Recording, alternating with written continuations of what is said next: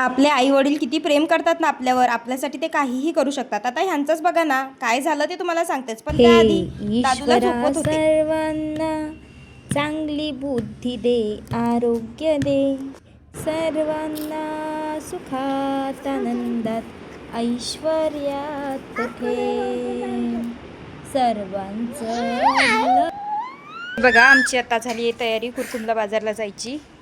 हा दादू आणि दादूचे बाबा तिकडं पिशवी बांधतायत. तर आम्ही निघालोय कुरकुमच्या बाजारामध्ये जाईल. 5 वाजताच्या सुमारास आम्ही बाजारात जायला निघालो, तरी कडक ऊन तापत होतं. बाजारात पोहोचल्यानंतर म्हटलं चला चप्पल वगैरे काढून, मी नेहमीच चप्पल काढून दुकान लावते, म्हटलं यावेळेसही तसं करू. पण खालची जमीन एवढी तापलेली ना, पाय एकदम भाजत होते. आणि हा दादू आपला फॉलोवर आहे आणि तेव्हा मला म्हणत होता की मी मम्मीबरोबर तुमचे व्हिडिओ बघतो आणि मला तुमचे व्हिडिओ बघायला फारच आवडतात.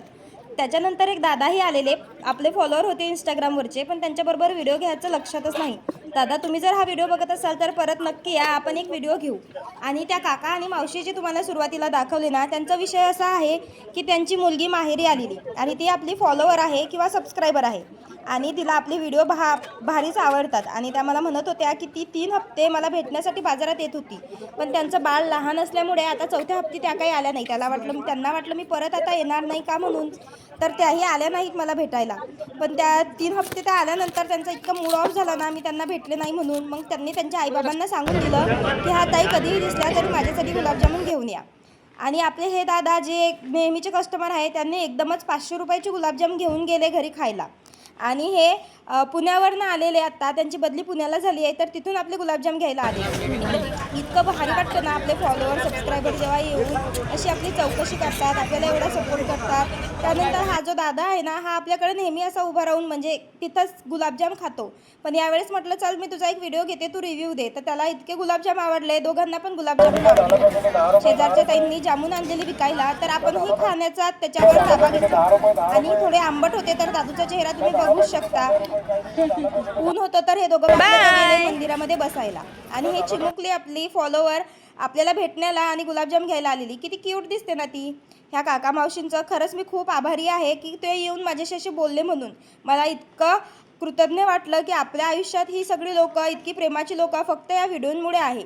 आणि एवढं सगळं तुमचा माझ्यावर प्रेम बघून मी खरंच भारावून जाते कधी कधी. कुठली कोण मी, फक्त व्हिडिओच्या मार्फत तुमच्याबरोबर अशा गप्पा मारते, तर तुमच्या इतक्या जवळची झाली आहे. खरंच खूप खूप धन्यवाद तुम्हा सगळ्यांना. आणि कुरकुमचा बाजार भरल्यानंतर हा काही असा दिसतो. दादू परत एकदा जाम ट्राय करत होता, पण तरीही ते आंबटच लागत. आणि ही दीदी आपल्याकडनं गुलाबजाम देते. आपले काही फॉलोअर्स भेटायला आलेले, हा ताई आपल्या फॉलोअर आणि सबस्क्रायबर पण आहे. थँक्यू ताई, तुम्ही आल्या त्याबद्दल.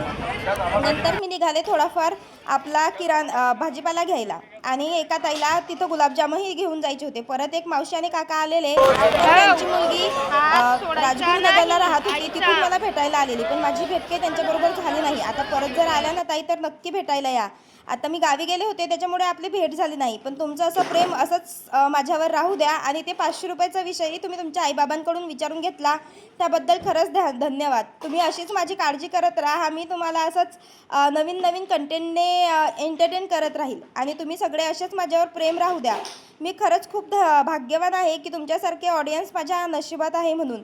आणि तुम्ही ऑडियन्स नसून माझी एक फॅमिली आहे. चला व्हिडिओ येथेच एंड करते. Bye bye.